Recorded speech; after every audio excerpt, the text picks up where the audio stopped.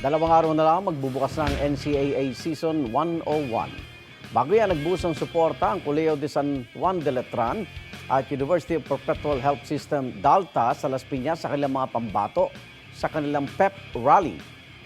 By Sports Hirit, si Martin Javier.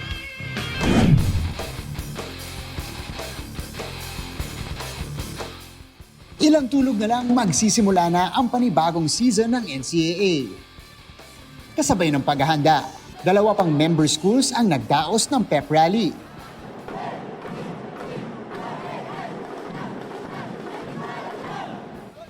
Festive ang pep rally ng Colegio de San Juan de Letran.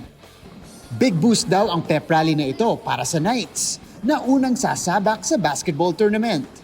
Sobrang support nila sa amin at iba yung expectation nila sa amin ngayong season.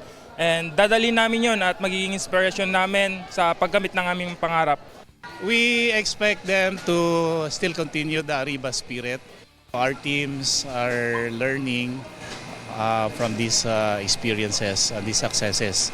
Yung 101 belongs to Letran. Sa gym naman ng University of Perpetual Health System DALTA sa Las Piñas. Dumalo sa pep rally ang teams mula sa iba't ibang sport. Excited silang salubungin ang Season 101, nakasabay rin ang pagdiriwang ng anniversary. There's a saying that everything you touch will turn into gold.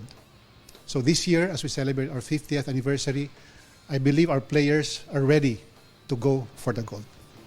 Confident but not too confident. Ano lang, nasa level lang kami na game at a time. Tsaka sobrang excited kasi madaming pumasok from juniors.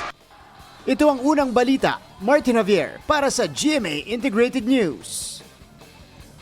Igan, mauna ka sa mga balita, mag-subscribe na sa GMA Integrated News sa YouTube para sa iba't ibang ulat sa ating bansa.